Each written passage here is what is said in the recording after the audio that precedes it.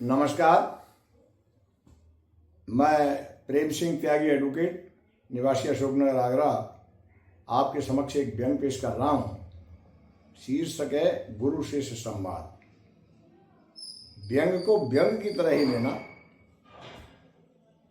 गुरु गुड़ चेला शक्कर समझ भैंस दोनों में छिड़ गई और त्रिया चरित्र पे बात चली और गुरु शिष्य में भिड़ गई। चेला बोला कैसे साधु बन गए बाबा, ये मुझको समझाओ, और सब कुछ तो मैं जान गया, मुझे त्रिया चरित्र दिखाओ। अब बाबा बोले बेटा दुनियादारी जानो बात हमारी मानो और वेद शास्त्र कथा भागवत पढ़ लो, त्रिया चरित्र न जानो। काम चलाऊ बात करो तुम हाँ ही करते रहो और जब अगर त्रिया कह काम की हामी बागी भरते रहो और पूरो सच कहो मत बोलो, थोड़ा मक्खन लगाते रहो और मायके की ज्यादा करो बड़ाई और गोलगप्पे खूब खिलाते रहो। नए नए फैशन के आइटम लाओ और चारों ओर घुमाते रहो और थोड़ी सी नींद की गोली मिला के रस मौसमी पिलाते रहो। और जो बेटा तुम सच बोल गए, प्यार में अपनी पोल खोल गए, तो जीवन भर करो गुलामी और सौ अपनी बदनामी।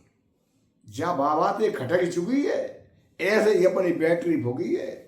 जब बेटा तुम होश में आओगे तो अपने फूके सहल पाओगे। अब चेला बोलो कैसी बात करो हो गुरुवर, मेरी तो बिना आज्ञा नहीं जाती है और जब तक मैं खाना नहीं खाऊं खाना भी नहीं खाती है। ऐसी वैसी बात न करती, बहुत अधिक शर्माती है, लता मंगेशकर सी लगती है बाबा जब पंचम सुर में गाती है।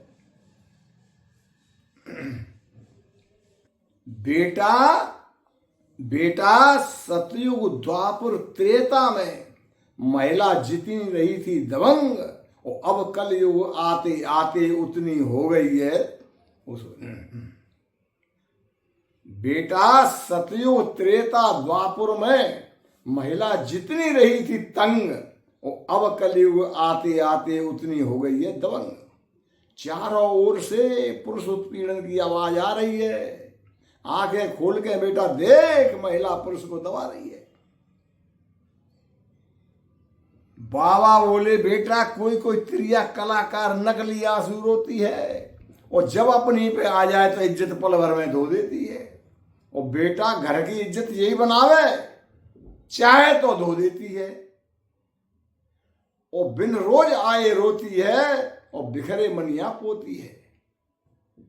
बाबा बोले बेटा जानना ही चाहो तो एक बात माननी होगी, ब्रह्मांड चढ़ाना सीखो और बन जाओ तुम रोगी, यानी नकली मरो सीखो।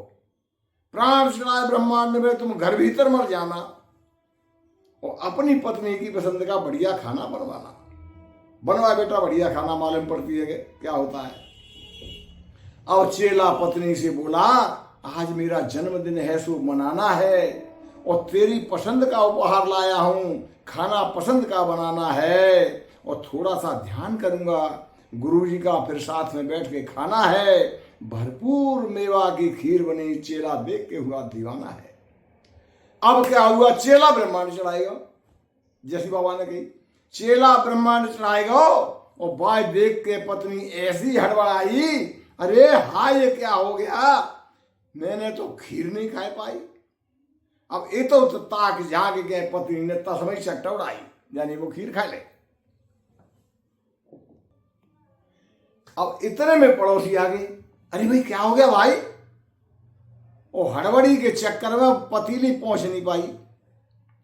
वो एक सहेली बाकी प्यारी दौड़ी दौड़ी आई और इतो सूंघ के वाले वही पतीली उठाई।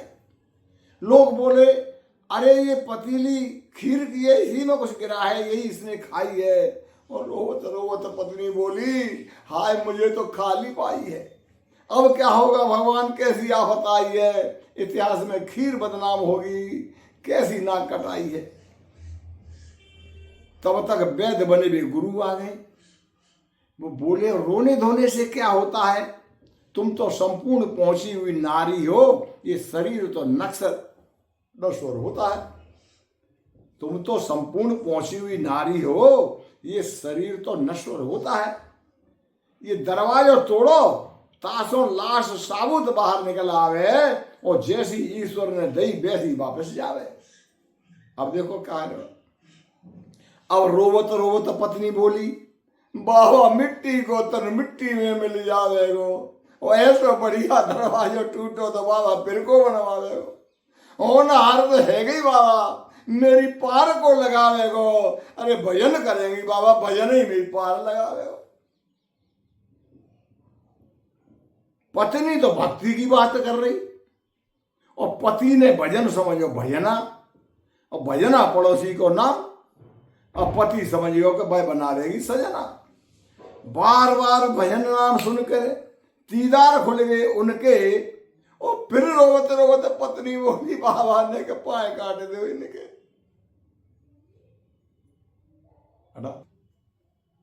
सुन सुन कर बात पत्नी की चेला धड़क रहा है मन में, और देख देख त्रिया चरित्र उसकी आग लगी हो तन में। अरे खीर खाई अब पैर न काटे, कैसी अवला नारी है, और बिना आज्ञा सती शिव से बिना आज्ञा गई, पत्नी पति पे भारी है। फिर पत्नी बाबा से बोली, मुझ पे ऊपर ही चक्कर आ जाता है, मैं बेहोश हो जाती हूँ, खाना वो खा जाता है। और खुशबूदार खाना तो बाबा जब भी बने तभी आ जाता है, और बड़े जतन किए भगाने के बाबा ये नहीं जाता है। फिर रुदन करती हुई पत्नी बोली, बाबा मेरे पति को जगा दो, ये ऊपरी चक्कर इन पे आ गया है, इसे भगा दो। बाबा समझ गए संपूर्ण पहुंची हुई नारी है, ये मुझसे भी भारी है, जल के छींटा मारे, चेला बेटा हो जा नहीं तेरी ख्वारी है। अब बाबा बोले, इसका प्राणांत हो गया है, एक उपाय कर दूंगा, मुझे एक नीरोग काया चाहिए, उसकी आत्मा इसमें भर दूंगा। अब फिर पत्नी रोत रोत बोली, बाबा मैं तो रोगी हूं, ये काम तुम ही कर जाओ। अरे महाराज तुम तो संत हो, इनकी जगह तुम ही मर जाओ। चेला उठ गया, बाबा ने समझाया, ऐसी एक बार गलती हुई थी मुझसे, तू बार बार समझाया, मत समझ त्रिया चरित्र मना करी थी तुझसे। अरे ये गृहस्थी का जाल बना है, इसमें परीक्षा लेना मना है। ना कोई बाबा ना कोई चेला, ये किस्सा तो मनोरंजन के लिए बना है। धन्यवाद।